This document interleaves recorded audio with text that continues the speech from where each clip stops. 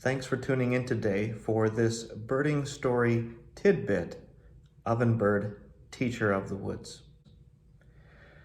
I consider myself a pretty serious birder, often interpreting the world around me through the world of birds.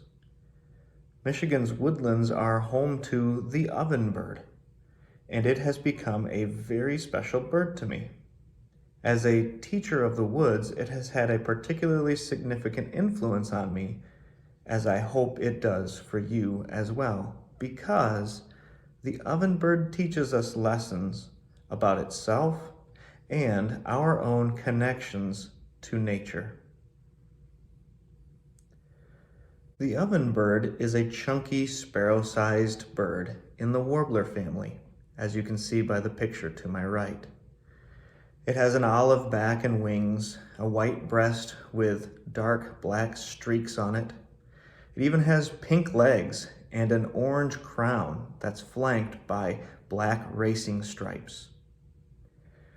Ovenbirds spend much of their time on the ground, skulking around in the leaf litter, flitting its tail and flipping over leaves in search of insects and other things like worms, roly-polies, centipedes, millipedes, and such. In fact, it nests on the ground too. The ovenbird's name refers to the nest it builds on the ground, which to some resembles a Dutch oven, pictured here. Additionally, its scientific name, Cirrus auricapillus, literally means golden-haired tail shaker, referring to the fact that they flit their tail and that they have this orange crown on their head.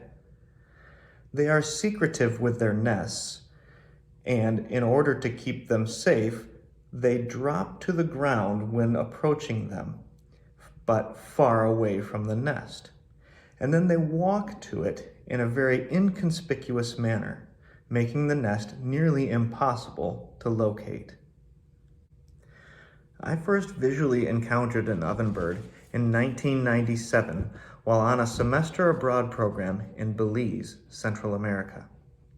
I was fascinated as I watched it forage in the leaf litter of the rainforest around the structures of our raised cabanas and walkways, as you can see here pictured. A significant cultural connection impacted me when I learned that while in the tropics, ovenbirds often forage in coffee plantations, eating insects that damage the coffee plants. Now, I love a good cup of coffee, especially while watching birds at the feeders. So it was good reason to appreciate an ovenbird. A couple of small coffee companies have even named themselves after the bird, as you can see the logos here to my right. The following spring in 1998, I again encountered the ovenbird in northern Michigan while studying natural history in spring at the AuSable Institute for Environmental Studies. A significant migratory connection was seared into my mind as I recalled the bird I had seen that winter in Belize. Ovenbirds migrate to Central America and the Caribbean tropics for winter, as indicated by the range map here. And then they return to the deciduous forests of eastern North America to nest in spring and summer. In fact, later in life, I would encounter ovenbirds in many more places, including wintering in the Dominican Republic, migrating through the dry tortugas of Florida, from the southern end of their nesting range in North Carolina, where I lived and worked for 8 years, to the northern end in Ontario, Canada, and the western portion of its range in Nebraska. But there's no better place to encounter them than in the woodlands of Michigan. And that is where we return to now. While taking the course at AuSable in 1998, we were required to learn a variety of bird songs, including the ovenbirds. The ovenbird perches in the low to mid-story, belting out an echoing and intensifying teacher, teacher, teacher, teacher, teacher. It's a much louder singer than its size would indicate. In fact, to achieve maximum volume, it violently convulses its body while it sings. Picture this while I play the song for you.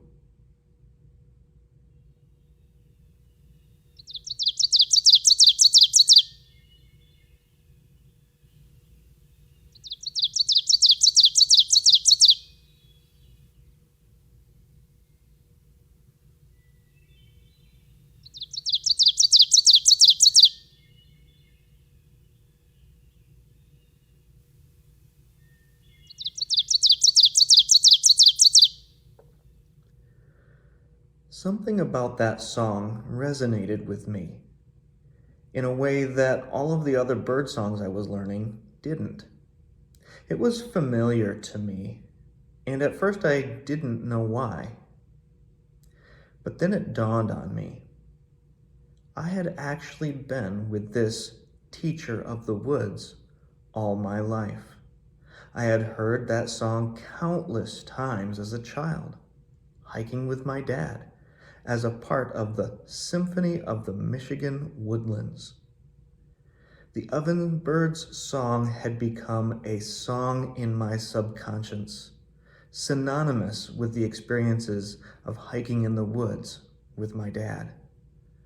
Some of my fondest memories of growing up are of my time adventuring with him, hiking, camping, and exploring in the Michigan wilderness. Those experiences ultimately fostered my love of nature. That song now takes me to many special and remote places where I felt free, exuberant, and special to my dad. It takes me to places where the woods were never ending and the rest of the world just disappeared. Its song was teaching me about our human connection to nature and our emotional connections to our experiences in it. Along the way, these experiences taught me about the importance of wilderness and the need for wildlife, including the ovenbird, to have large tracts of habitat for their survival. Ovenbirds prefer large tracts of mature, deciduous woodlands. As humans fragment these large tracts of forests, it becomes more difficult for woodland-dependent creatures such as the ovenbird to flourish. When forests are cut or roads built through them, invasive brown-headed cowbirds threaten ovenbird nests with their parasitism of eggs, and there is more competition for resources with the birds of edge habitats pushing ovenbirds into smaller and smaller spaces. I also realized the importance of wilderness to myself and all humans, to build our own emotional connections to nature that mature us into people who care for it as responsible stewards of it. That would help us to flourish as well.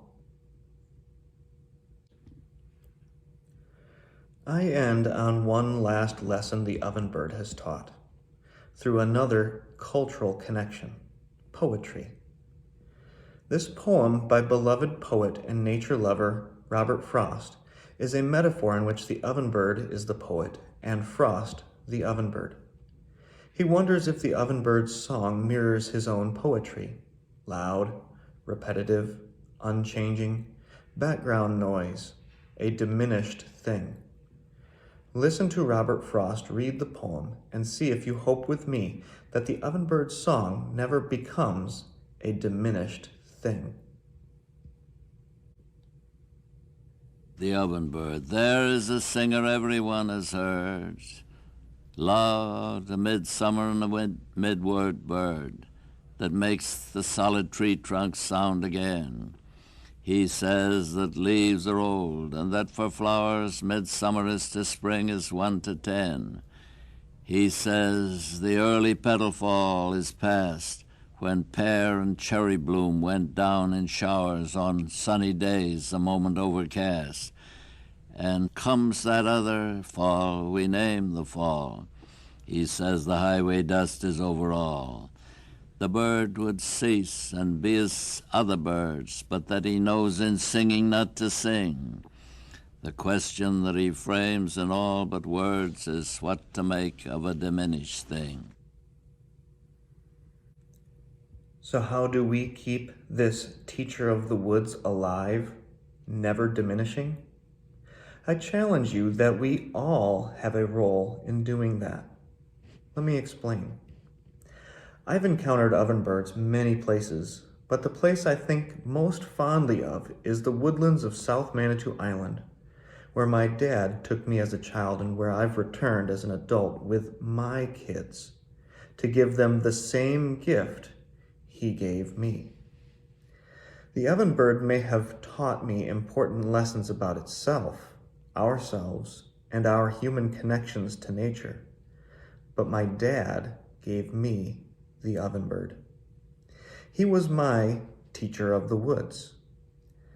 He lit the flame of a love for nature in me, and so I do for my kids as well. So the ovenbird's song will never become a diminished thing, so long as we pass it along to someone else.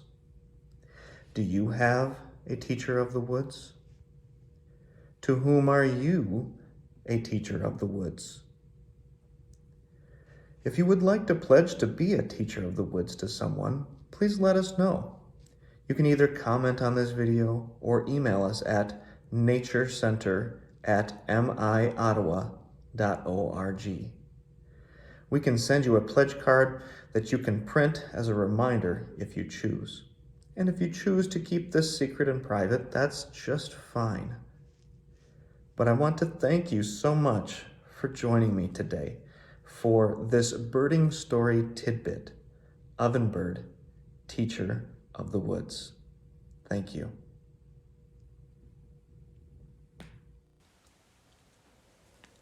I would like to dedicate this program to my teacher of the woods, my dad, whose influences on me will never become a diminished thing. Please raise your mugs with me to honor him or anyone else who has been your teacher of the woods. Thank you.